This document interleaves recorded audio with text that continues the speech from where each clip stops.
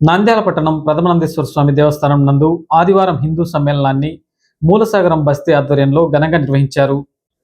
నంద్యాల పట్టణం ప్రథమానందేశ్వర స్వామి దేవస్థానం నందు ఆదివారం రాష్ట్రీయ స్వయం సేవక్ సంఘ్ 100 సంవత్సరాలు పూర్తి చేసుకున్న సందర్భంగా హిందూ సమ్మేళనాన్ని ఘనంగా నిర్వహించారు.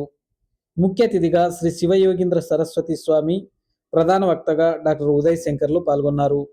హిందూ ధర్మం యొక్క శాశ్వత విలువలు, సమాజ ఐక్యత, సాంస్కృతిక వారసత్వ పరిరక్షణపై ప్రసంగించారు.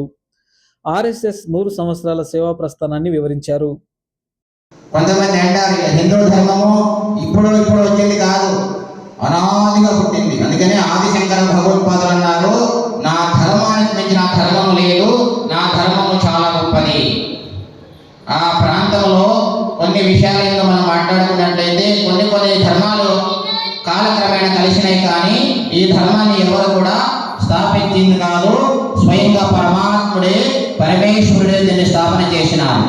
సాక్షాత్ పరమేశ్వరుడు. అటువంటి పరమేశ్వరుడు నుంచి వచ్చిన ధర్మమే మన ధర్మము. ఈ ధర్మాన్ని ఎవరు స్థాపించింది కాదు కాబట్టి ధర్మం అనాదిగా ఉన్నది, అనాదిగా ఉంటుంది, ఎప్పటికీ ఉంటుంది. దీన్ని ఎవరు నాశనాన్ని కోరుకోవడానికి ఆస్కారమే లేదు. ఎందుకంటే ఇది నాశనమేది కాదు. అన్ని ధర్మాలు నాశనం అయ్యే అవకాశం ఉన్నప్పటికీ నా ధర్మం ఎప్పుడు నాశనం కాదు. ఇది ఋషుల ధర్మము, ఇది యోగ ధర్మము, ఇది రాముడు స్థాపించిన ధర్మము కాబట్టి, ఇది కృష్ణుడు ఆచరించి చూపించిన ధర్మం కాబట్టి నా ధర్మాన్ని ఎవరు నాశనం చేయలేరు. ఇది నా ధర్మం. ఈ ధర్మంలో అనేక మంది మహాత్ములు పుట్టారు భూమిలో. మనది దక్షిణ భారతదేశం అంటాం కదా మనము.